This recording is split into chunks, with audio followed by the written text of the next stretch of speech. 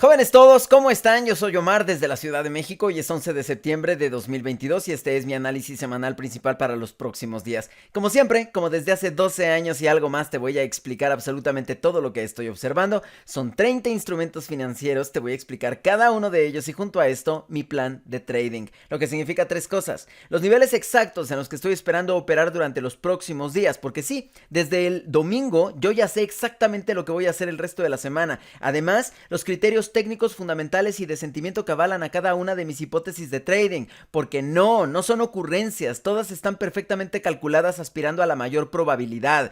Por si fuera poco, te voy a explicar lo que tiene que pasar ahí para que mi plan siga teniendo sentido conforme se desarrolla la semana, esto es, los criterios del plan.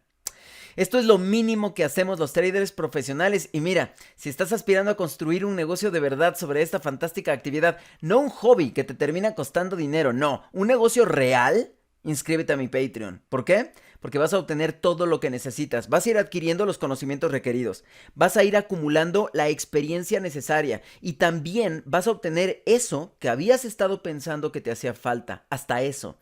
El precio sigue siendo igual de ridículo que hace 12 años y creo que todavía hay un lugar para ti. ¿Cómo son las cosas? En esta ocasión vamos a comenzar como siempre con el sentimiento hacia el riesgo, con los Estados Unidos y con el dólar americano. A ver, el sentimiento está comenzando a ordenarse, el apetito está intentando despertar, aprovechando lo que te explicaré en un momento más acerca del dólar americano. Y entonces, ¿qué pasó? Los treasuries están volando alto, cerraron en el 3.32% y hay que recordar que la resistencia más próxima está en el 3.5%, hace no mucho tiempo que se dibujó esa resistencia. El yen continúa su desplome a pesar de las amenazas del Banco de Japón. Y si vimos una retracción, ya fue hasta el final de la semana perfectamente natural. Además, las commodity currencies están intentando recuperar algo de lo perdido. No es que lo estén logrando de una manera plena y fantástica, pero lo están intentando. Y por supuesto, la bolsa también lo está intentando con cierto éxito. Está recuperando algo de terreno y de hecho hubo un falso breakout interesante que en un momento más te voy a mostrar. Así las cosas del lado del sentimiento. Y es que, como te he dicho, el dólar americano sigue jalando las riendas de alguna manera. ¿Por qué? Observa la acción del precio. Como sabíamos, el 110 era una resistencia dura de roer.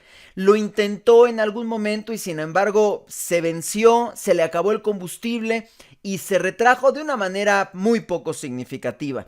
Pero esta acción del precio es de alguna manera contradictoria con lo que estamos viendo en el plano fundamental. Lo que quiere decir entonces que esto es pues puro sentimiento y probablemente el efecto técnico de la sobrecompra y del nivel psicológico. Lo que está ocurriendo es que el mercado se está volcando de amor y euforia por el próximo anuncio de la Reserva Federal. Y la verdad es que ha necesitado muy poquito para llegar a estos niveles. La semana cerró, escucha con atención, con las apuestas en el 91% a favor del hike de 75 puntos base. Sí, 91%. La semana pasada, para que lo compares, cerró en 57%. La pregunta es, ¿qué pasó? Y como te he dicho, pasó poquito. Lo que pasó principalmente fue Powell, que llegó a reafirmar el compromiso tácito que adquirió en Jackson Hole.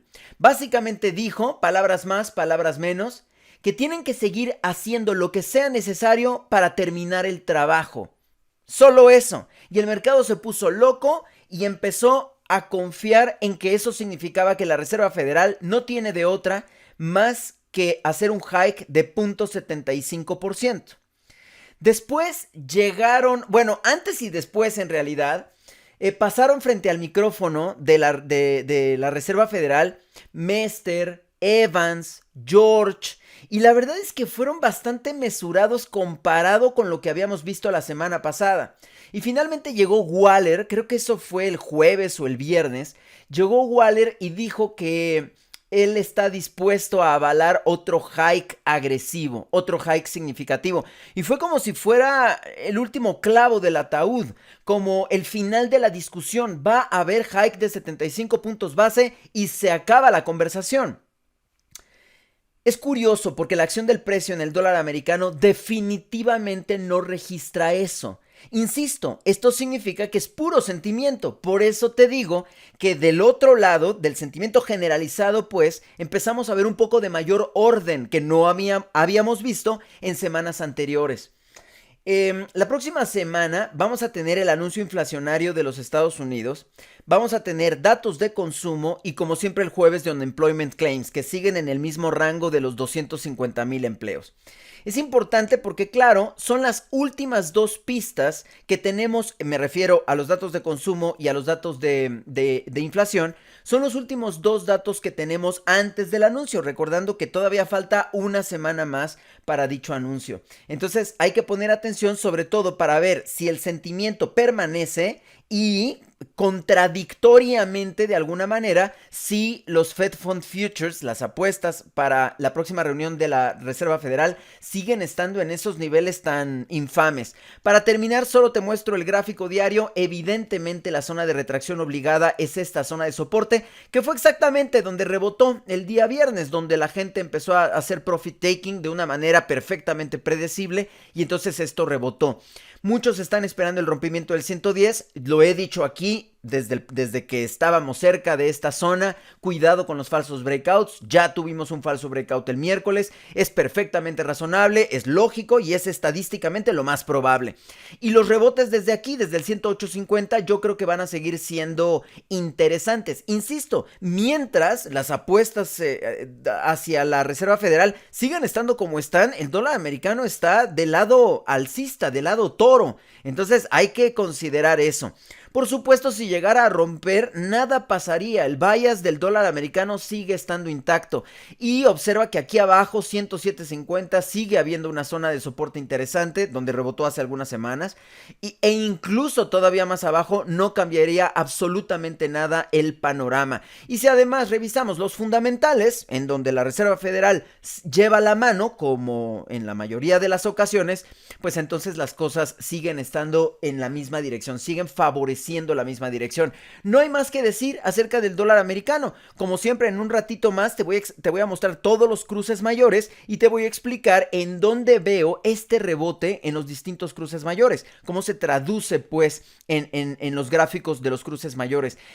Hay algunas cosas muy interesantes que pasaron en Japón, también eso te lo voy a explicar en un momentito más. Todo esto relacionado por supuesto con el dólar americano y por supuesto el resto de nuestro menú dominical, todos los cruces menores, commodities, índices, etcétera, etcétera. Vámonos con el euro.